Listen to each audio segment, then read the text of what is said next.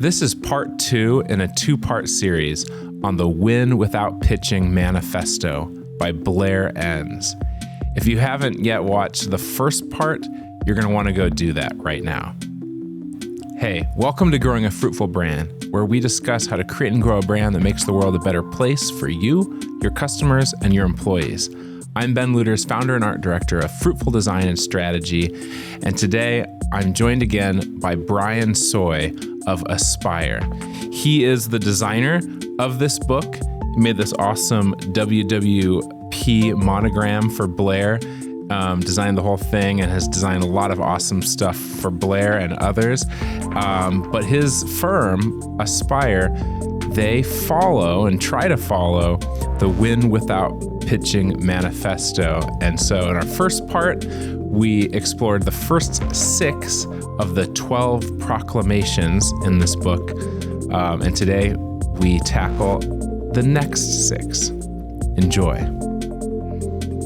Brian, welcome again to Growing a Fruitful Brand. You know, one of the things that, I kept on looking at you in the last one, like, do you guys follow this? Do you guys do this? And there's like, well, yeah, I mean, kind of. We try, nothing's ideal. And this is all about ideal, right? Yeah, there's an ideal here, but there's so much that's practical as well. Because I know Blair and his team are very conscious of defining principles, but that you can put into practice. Mm-hmm. And, I can be guilty of just focusing too much on principle. But honestly, I was talking with my staff about this. It's like, yeah, we do put this into practice. And it's just been part of us since 2009 when we were working on the book, and then 2010 onward. Wow.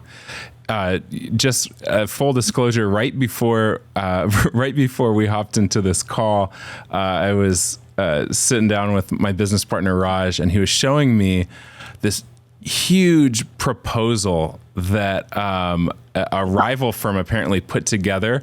A client that we're pursuing, a potential client, they showed us and actually gave us a copy of this other proposal that this firm made.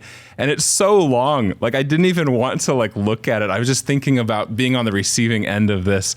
And I just had to look at Raj and I was like, this is why we need to win without pitching, because this is so much work. I was just thinking that was it looked like a month of work that they're just, giving away. And, yeah, if I don't have to do that anymore, I will be very happy. You mean you haven't had AI replace that? That's a whole nother episode. But yeah, I mean, are you utilizing AI much at Aspire? We are, in secret and profound way.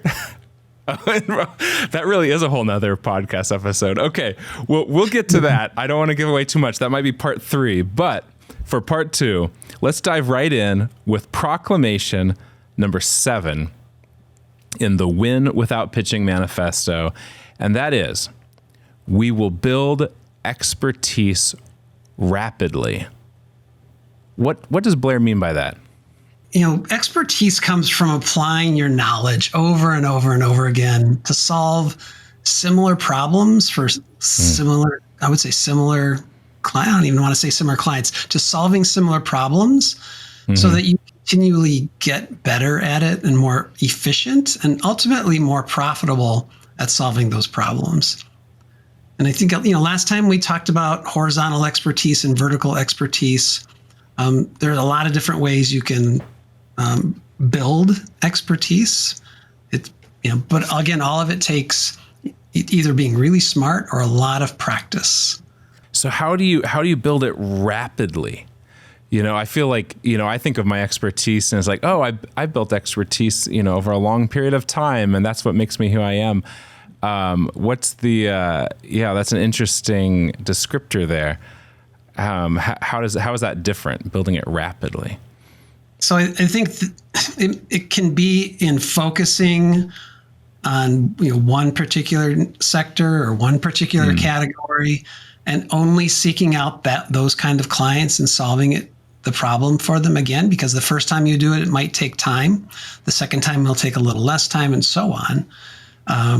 Or And I'm always jealous of people who, not jealous, I'm always envious of people who are able to work in one sector and then pivot out and become an independent consultant because they've gained their expertise inside. And then they turn around and they've got, this great book of business because, they learned on the job as opposed to, I don't know your experience, but mine is learning it from the outside. So building expertise rapidly is going to look different for all of us. For instance, if you're a musical prodigy, like our daughter's fiance has a photographic memory. Oh, wow. And he can listen too and hear something once and then play it.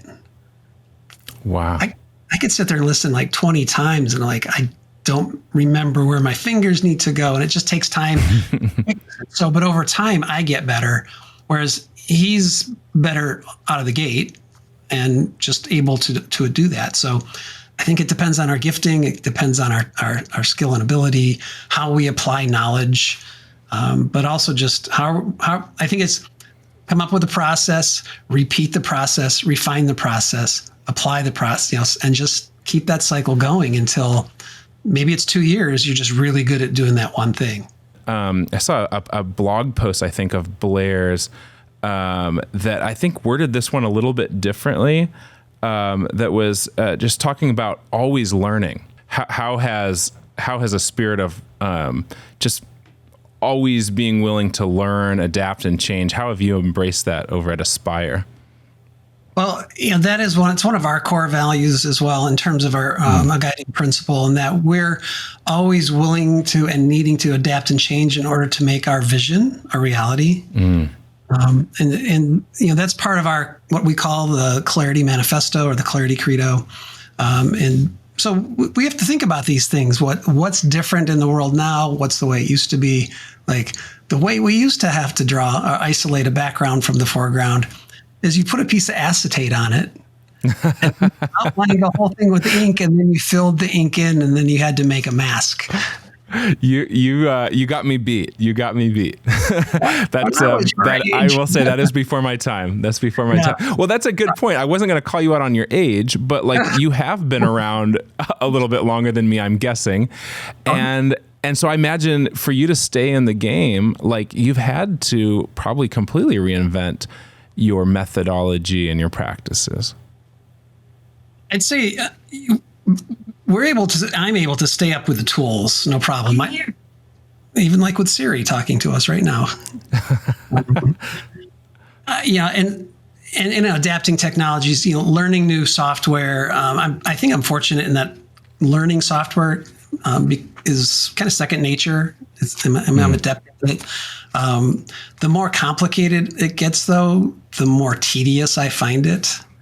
But on the other hand, like brand strategy and things I've learned from Marty Neumeier and principles like this, they don't change. So the key, I think, is in understanding what Arthur Brooks talks about in his book, From Strength to Strength, is that when we're younger, from 20 to 45, we have fluid intelligence. We can grasp things quickly, invent things, innovate, just absorb quickly. But then after you're 45 and you move up into your 60s, 70s, you gain crystallized intelligence. And it's purely physiological, psychological. It just happens to all of us. So I may not think as fast as some people, but I can put together concepts that are completely unrelated and come up with something and crystallize them. So, like I've applied the Storybrand framework to Neuschwinder's business model framework. Just different things like that, which those are the kind of things that come with experience and expertise. So there is that constant sense of change. So then you think, okay, well, what do I need to do to adapt to AI, for instance, and apply that to my expertise? Well, I need to learn how to write prompts. It's the inputs that count, not the output. Yeah. So how do I use my ability to focus and be really concise to write a prompt that's going to give me really solid output that I can then just use and tweak and adapt? And then what's the right time to use that?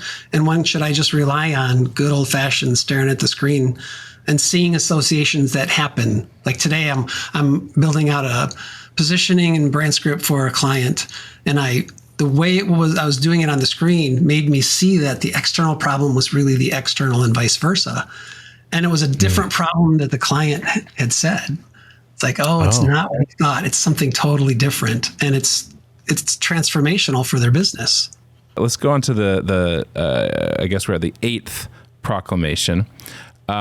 We will not solve problems before we are paid. And so this kind of reminds me of that giant proposal deck that I was just looking at from a rival firm, where they obviously they did a lot of work. There's a lot of solving of problems that they did in hopes to maybe get paid someday. And if things go the way that I want, they're not going to get paid because I hope that client goes with us and not them. Sure. And I hope we have a much smaller proposal. So we will not solve problems before we are paid. What does this mean to you, Brian? Well, I used these two phrases just in the previous call that I had. One was they asked, like, what do you think an ad spend should be if we were to work together over 12 months? And I just said, well, that gets into really, prescribing a solution before we diagnose the problem and the need. So I have no idea. So I said, here's what I'll do. I'll make up a number and I'll put an asterisk after it that this number is completely made up. And they're like, okay. I love the honesty there.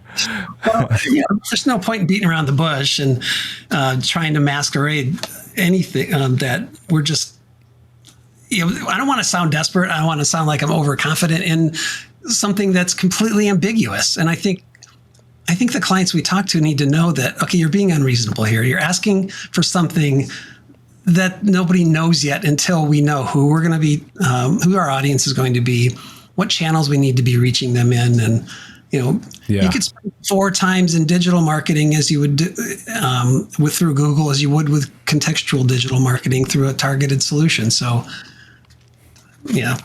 and then, just not diagnosing that way. And I said, but we will do that in the second phase. Once you've agreed to work with us, that's part of the diagnostic process. Is we figure that out during our audit and review.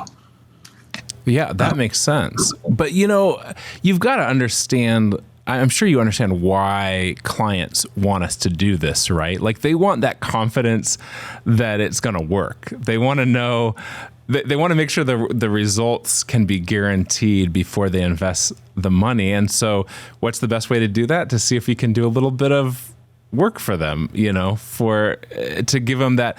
And so it's funny you said that you just had that in a meeting right before this.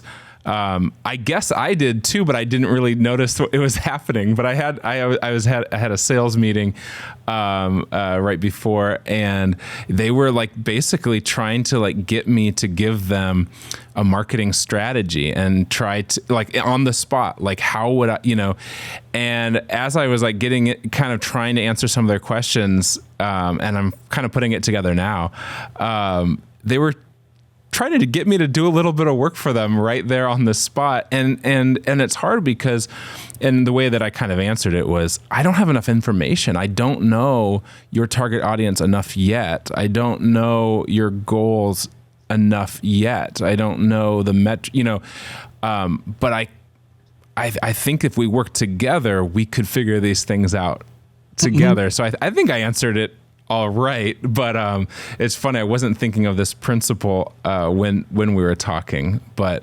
clients do this a lot, don't they?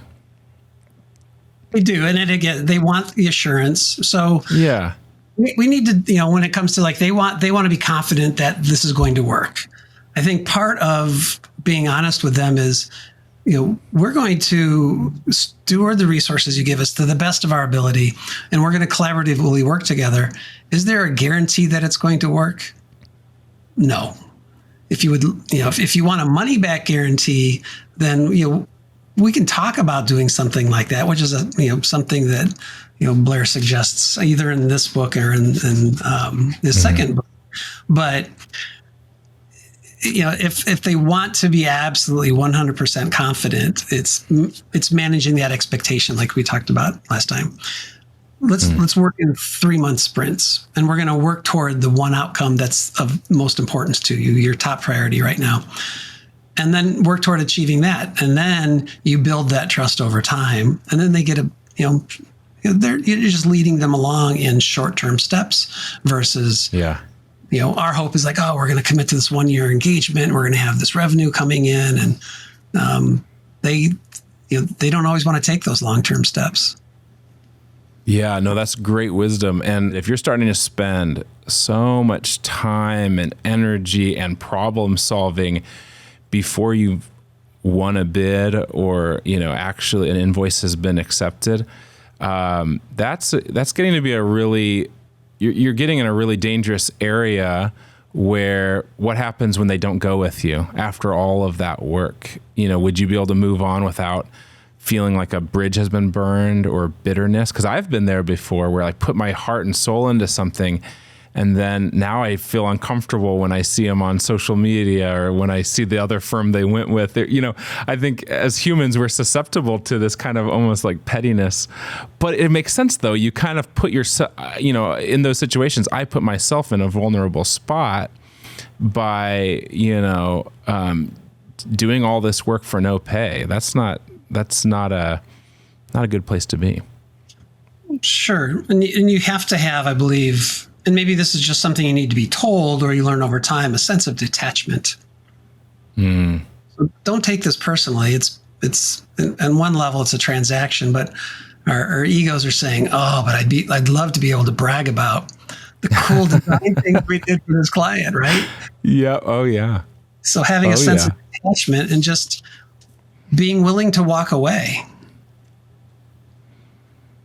But that's easier, though, when you haven't done all the problem solving and work, right? Like that's the idea, is like, don't get so far down this, relationship that it's going to be hard. It's kind of, you think of it like in human relationships. It's like, it's a lot harder to call off an engagement a few days before the wedding, right? It's like, it's one thing if like you ask someone out and they say no, like that hurts. That's rejection to some level.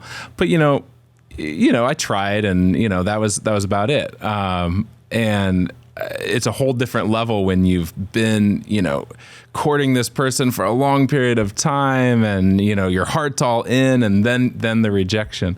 So, yeah. Well, and so think about the 8th proclamation about building expertise rapidly, the 7th one, and then this one, and being able to say, look, you wouldn't go to your doctor and say, can you solve the problem, before you do the diagnosis, right? Right. Yeah. That's a good point. Isn't going to work. Well, it's the same. We want to be viewed as experts at the same level as a physician or an attorney, and we want to be known as advisors to help businesses grow, not just solve the one, social media problem they may have or whatever. So that's where we lean into our expertise and say, someone like us doesn't do something like that, and here's why. So it's leveraging our own authority because we've done this before, and pointing to examples of how it's been successful for other clients. So, and that's what will reassure them. And I use these all the time. I showed 3 examples of, I knew what kind of organization they were, and so I was able to say, here's what we did for an organization just like yours last year, and showed them the deliverables and talked about the outcomes that we had. And that was really reassuring to them. I am curious, just real quickly before we move on to the next one, Brian, is that something that you've gotten better at with time and with age? Like, do you find yourself more easily able to just move on and not be as attached to things now in this stage in your career?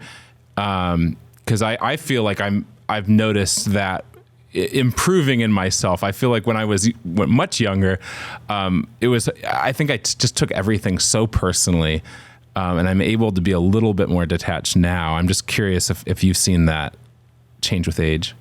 Yeah, I'd say so. The age and continually refining our positioning, understanding how we work best as a firm, how I work best as a strategist, the impact I want to have, being able to say quickly that this is not the right fit for us, or being willing to invest in a sale because I know it's going to be in the best interest of the client.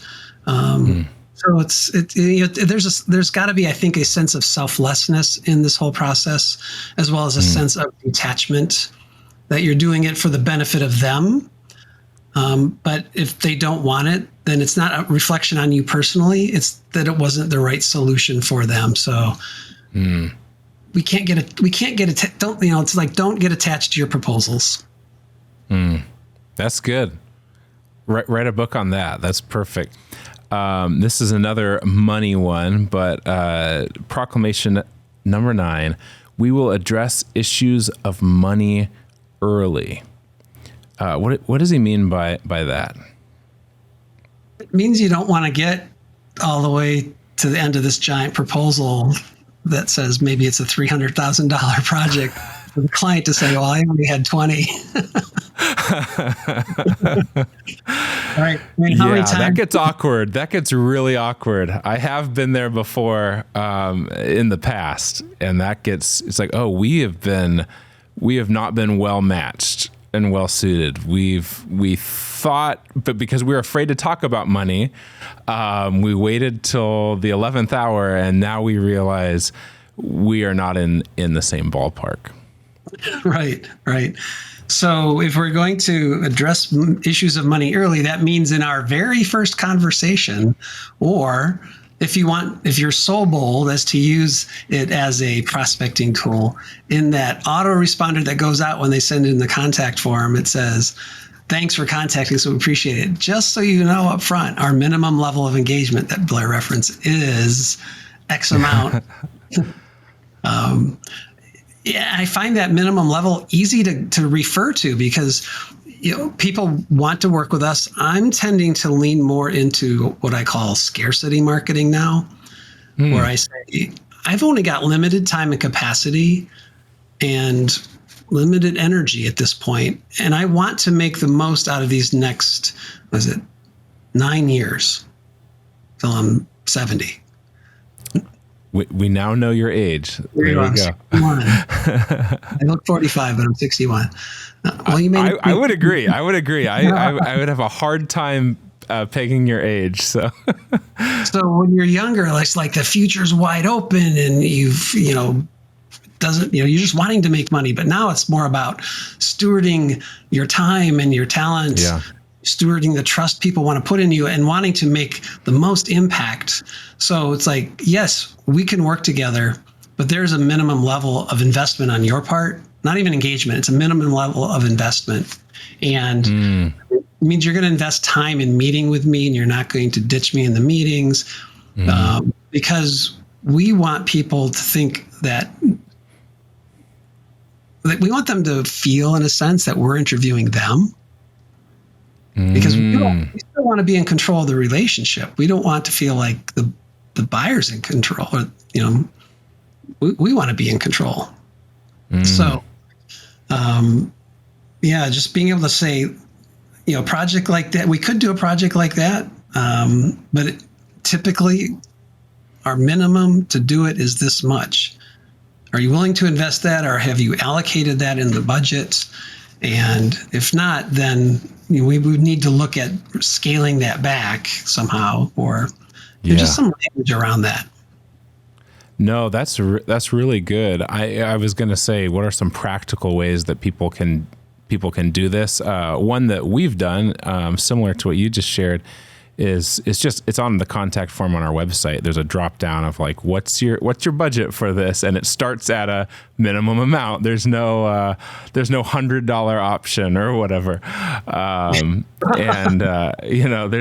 so I think I saw another firm doing that, and it was like, oh, that's kind of helpful actually. At first I was like, wow, that's the that's their minimum number. That seems so high at the time. It's probably the same as ours now, which is probably a good thing.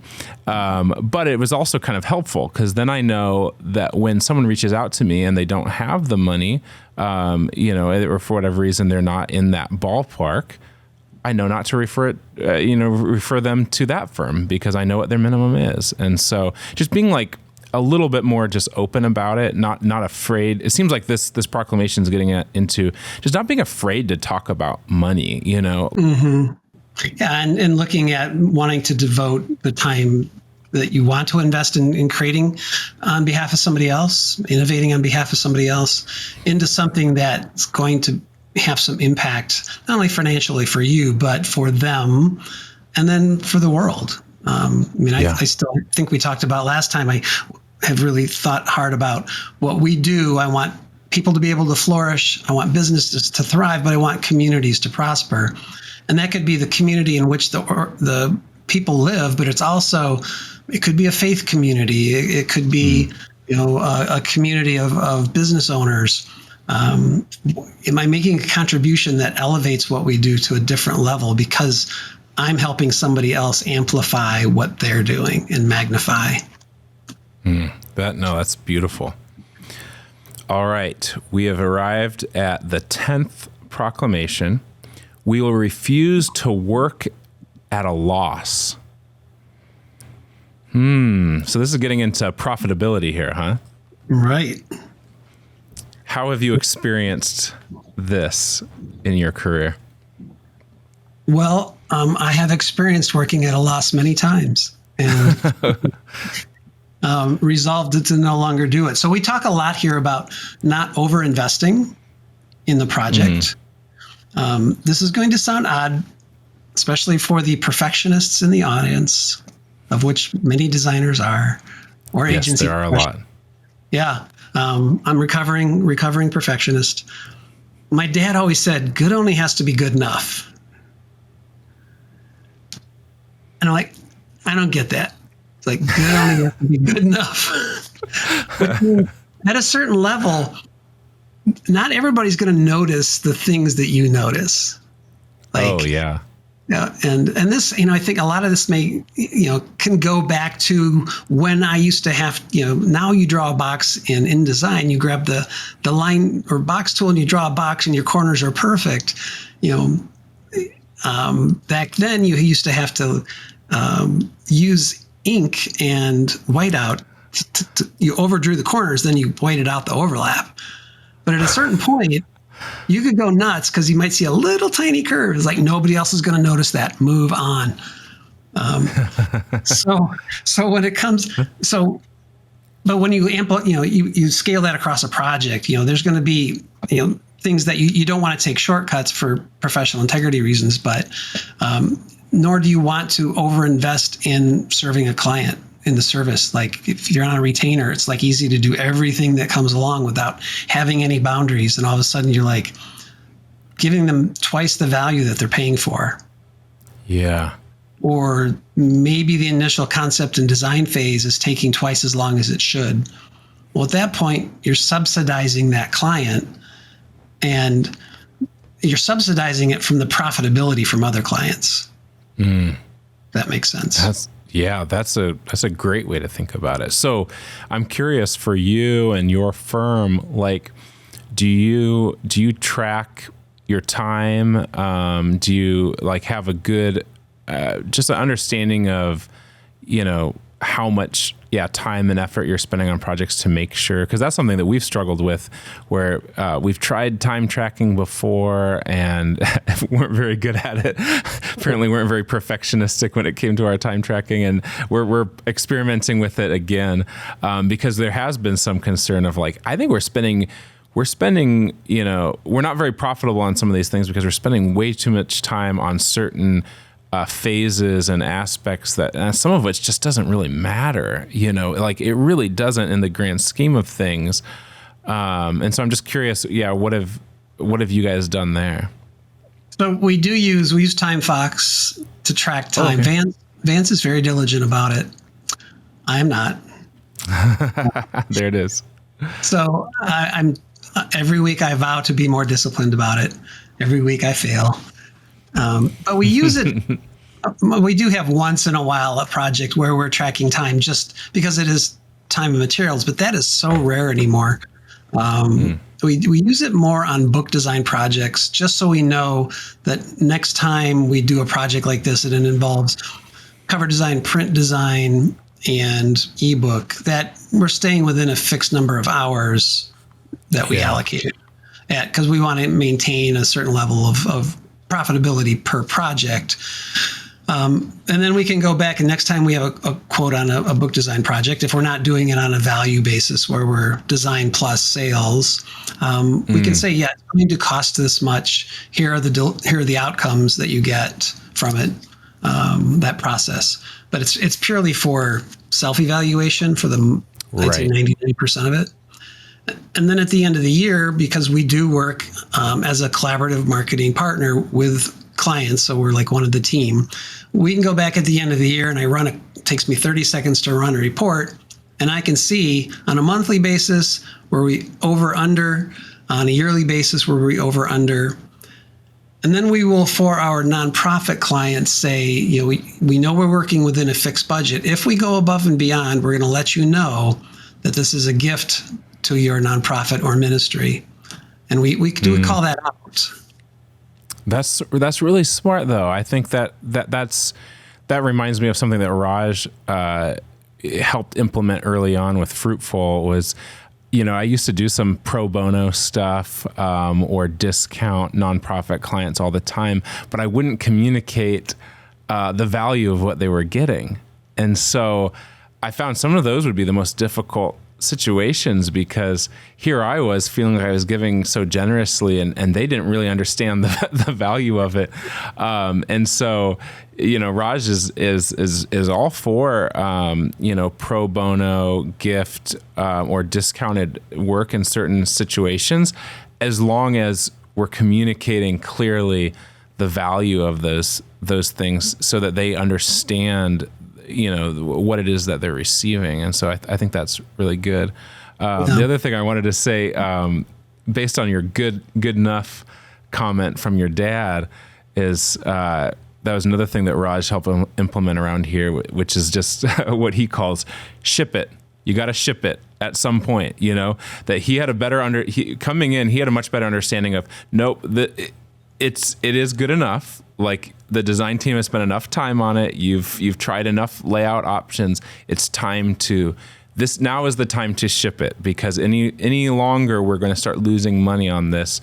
And I love that. We say it all the time, especially to certain designers, because there does, and I really have embraced that. Like, I wouldn't say I was ever like super hardcore perfectionist like some. I think I am I have a good handle on when something just needs to be done. and so Raj and I have worked well together in that way. That's great. And another thing to even think about is so you want to make sure it's profitable, right? So you come up with your fee. You think, okay, we're set up a fee. Add 20%. And then send it. It's like, oh, well, there's our profit. There you go. So it's easy. It's easy as that. But I've done that sometimes, and it's like, I'm glad I did that. It made me feel better. It was still a reasonable and fair price for the value we delivered. And again, these financial ones come together because we're, as you said earlier, we are fearful sometimes. We're afraid to charge what we're worth. Oh, yeah.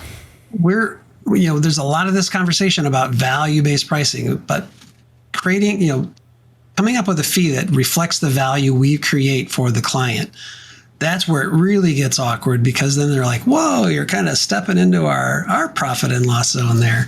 But it's like, no, come on, let's talk about this and just at least have a conversation about it if it's the right kind of client. Or say, if they're not willing to do that, great. Then we're going to add a third to, say, the monthly fee, or we're going to add more because we are creating such great value for you. All right. This seems very related to the 10th one, but the 11th proclamation is, we will charge more. So that's kind of what we're already kind of getting at. But anything else you would add? I think this idea of charging more, we have to be confident in our pricing. So, do you have a fixed list when someone says we want to do a rebrand?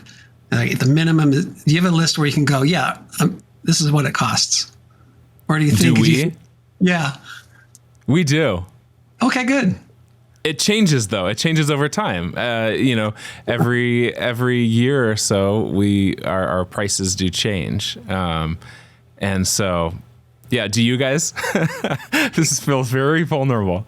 Well, no, we do now. I hadn't done it until about 6 months. I don't even think it was 6 months ago. People were asking me, and I've been answering the same question over and over for 28 years. I'm just going to put it on paper now. So I opened a spreadsheet. And I just said, if I'm going to do this, it costs this much. If I'm going to do this, it costs this much. And now I don't have that hesitancy when someone just wants a quick cost. I'm like, well, wait a minute, let me go look. Either give them that cost or I add to it. So it's okay. How did you do it before? I'm surprised. How did you do it for 28 years without that? It was just everything was always custom and value based, or? Well, no, it was there was a lot of customized, like coming up with a custom price for that client, as opposed to we've solved this before. I know what it takes to get there, and this is what we've charged the last 3 clients to do it. So here's our basis for that. And we'll keep, as we get better at it and more efficient, that fee goes up. Which is great. That's the way it should be. That's one thing that I have appreciated about, I've mentioned Chris Do already, but, people talking about value-based pricing, where as we get better at what we do, we get more efficient, and the idea is that we're going to spend less time designing and creating these things because of our expertise. We shouldn't be penalized for that. Because now something that used to take me 12 hours, I can do in 2 hours. That doesn't mean it's any less valuable. And so this is why, we don't charge hourly for our clients. We should know internally what, how long it takes us and what our hourly rate is per se internally, but that's not something that we don't show our clients, oh, by the way, that only took me an hour to do, or that took me 20 hours to do. We don't communicate it that way. But I'll often tell people, how long do you think it took the designer of the Nike logo to design the Nike logo, and the rumor was that it was it only took a short matter of time, and it was someone who was not a very experienced designer, but the value of the Nike brand is so valuable, of course, and so it's not just about time, not just about hours. Yeah, because the difference between a $500 logo and a $60,000 logo isn't the amount of time it took. Right. It's your reputation and then the value that it's going to end up gaining over time for the client. I think there are most likely a couple of good articles I recall reading online about that whole concept of pricing something like that it's based on the value it helps create, and then that whole value conversation is something more that Blair's much more expertise in, We don't want to shortchange ourselves. So if we're going to charge more, it's just a matter of being confident that we are the experts, we're worth the investment for the client. And then we convey that expertise and that confidence we have through the sales conversation, so that we often talk about that wanting to move from just, Blair talks about this in here, the vendor and to the practitioner, from just the practitioner or performer. I was just going to say, it reminds me of that whole thing of you don't want to be in this position of just performing and entertaining and hoping that, they like the performance you're doing, but really kind of assuming that the demeanor of a professional practitioner. I like using the doctor example that I think you were just mentioning a minute ago of like, you wouldn't expect a doctor to be trying to dazzle you and show you a presentation and try to convince you and lower his or her prices on the spot to try to get your business. It's a really, that would be a really weird experience, and you probably wouldn't go to that doctor. That's right. Yeah. And, we need to think of ourselves, as us as designers and agency owners, but like anyone listening in whatever your field of expertise is, trying to think of yourself as a professional practitioner and not, this desperate, performer is a great way to think. All right. We've arrived at the 12th proclamation in the Win Without Pitching manifesto. We will hold our heads high. I feel like I need to sit up a little straighter for this one. We will hold our heads high. What does Blair mean by that? You were just talking about it. Oh, was that? We're professional practitioners that brings solutions to solving business problems. I don't know if you feel this, but when a client says to me, like one was saying to me today, it's a new client that we're just starting work with, should I view you as our marketing strategist? And I'm like, well, yes, but more. I mean, I'm here to help your business grow. So when we were talking a little bit about packaging and a new pricing model and a new offering, and we can speak into that. There's a strategy to how you would want to price that as software, how you would position that with the customer. So is that marketing, or is that really like business advising? So we have to think of ourselves as more than, I don't want to just say just a creative, but we're professional problem solvers. It's just that we use a different vernacular because it's the industry we think we're in, but maybe we're not in the industry. Maybe we just haven't defined ourselves the right way. I feel like we're heading into a part 3, Brian. I think you just opened up a whole new can of worms for us to explore next time. I'm just looking at this 12th proclamation, and it says, we will seek respect above money. For only when we are respected as experts will we be paid the money that we seek. Do you have any parting advice for ways in which we can hold our heads high in our respective fields? Yeah, that's a great question. Because the money is proof of the respect, right? When we think about the statement, we'll seek respect above money, for only when we are respected as experts will we be paid the money we seek. So first we have to think about, what money do we seek and why do we seek it? I want financial freedom. I want time freedom. I want generosity freedom.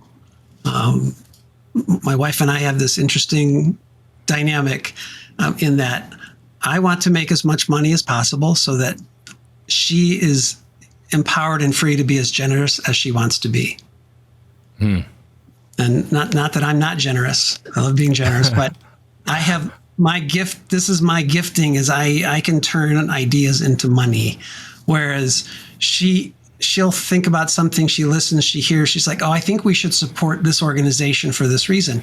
So I need to, have that goal in mind when I'm selling that. But at the same time, I'm a respected business professional. I'm bringing value to you from 40 years of experience, from working with dozens of clients like you and others. So I'm bringing cross-disciplinary knowledge to this one engagement. Oh, yeah. What is the worth of that? So it bothers me in particular. It's like one of my weaknesses. If someone doesn't respect me, it really bothers me. And so you just have to learn to overcome that and move past it, I think. Yeah, and I think that's a really good point about, the money. The money is a good. It's a good symbol. It represents the respect. Like when you've been in these like sales conversations with people that you give the ballpark, you give your minimum. And there's no hesitation. It's like, absolutely. Like, let's work together. Let's do, there's like, all right, where do we sign? Like, what's the next thing? And like, you can just tell there's a trust, but there's also just like a respect of what it is you do. And then there's those other ones where they kind of cross their arms and they're like, okay, perform a little bit though, like solve a little bit right now to like, make sure that, and can you also, so it is interesting how the money can show, where that respect is at, the respect for your field, your industry, for you as a professional, for your company. And so, yeah, it's not like the money isn't important, at all. It's like, it is important. It's one of the primary ways that a client shows respect for you.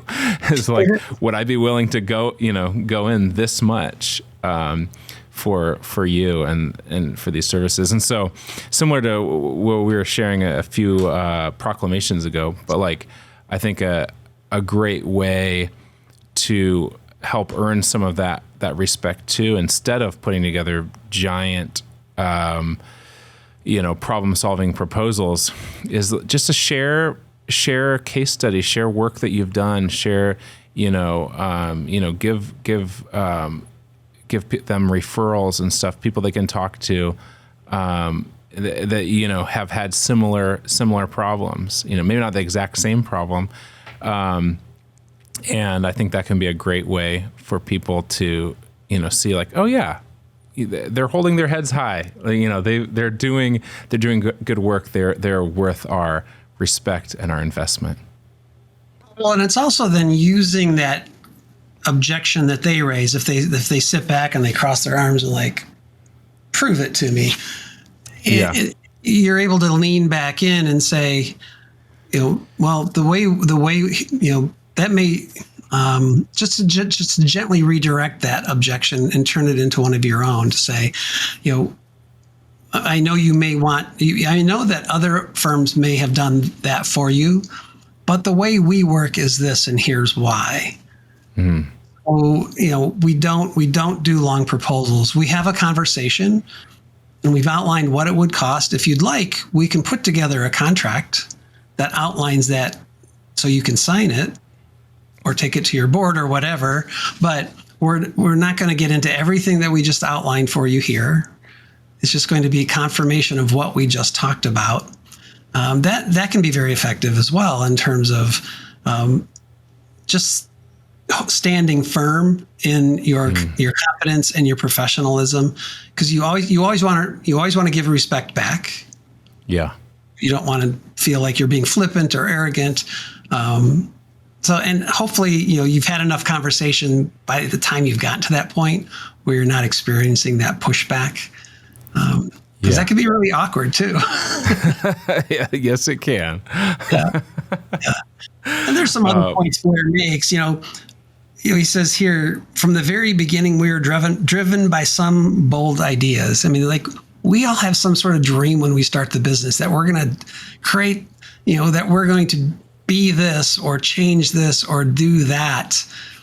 And then you look back 20, 30 years later and like, what was my dream? Did I accomplish what I set out to do? Has that changed? It allows us, as he says next, to be selective. In being able to say, someone does, again, cross their arms and wants you to perform more. That could be the opportunity where you say, I'm just getting the sense that this isn't the right fit. And so I think it's time to conclude our conversation. But and it sounds like, it sounds like, oh, I should be able to say that. You have to role play this in your mind, or you have to role play it with somebody else, or really spend time like, okay, I would have said this. I should have said this in that conversation. Next time I will. That's really good. Yeah. Like Because we've all had those situations where like later on, like, oh man, I should have said this. I should have said this in the room, you know, the next day, or like, oh, this would have really, been the right thing to say.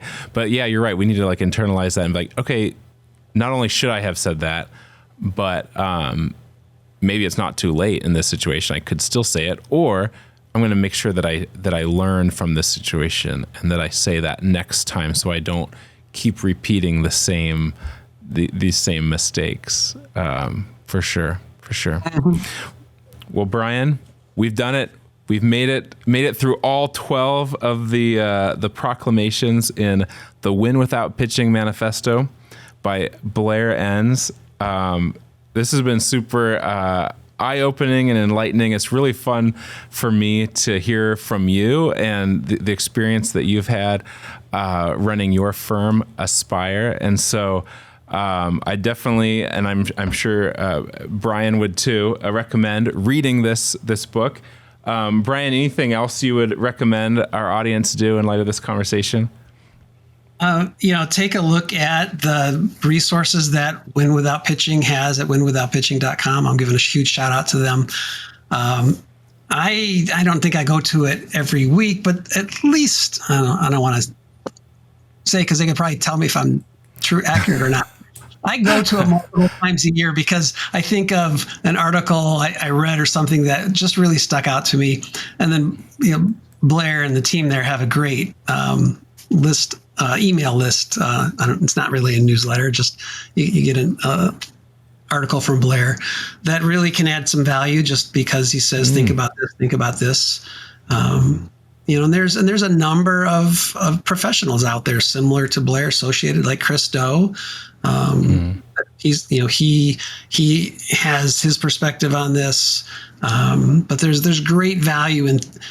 I think the earlier you can start in thinking about these principles and implementing them, then the sooner that you can be confident in how you change the way you sell. Because it doesn't have to be the same way for you that everybody else does. We want it to be consultative, not transactional. We want to come across as helpers and guides and advisors that have a great deal of expertise that can help this client go from where they are now, when they're struggling, to where they want to be in the future. Well said. Well, Brian, thanks so much for being on Growing a Fruitful Brand. Yeah, and thank you, Ben. I appreciate the conversation. It was awesome, and you are a great interviewer. Thank you. You're a great interviewee. Let's pat each other on the back now. Thanks for joining us today on Growing a Fruitful Brand. If you found today's show helpful, don't forget to subscribe and consider sharing it with someone who might also enjoy it. If you'd like to work with Fruitful on a branding, website, or messaging project of your own, you can always reach out on our website, fruitful.design. So until next time, don't forget to grow something good.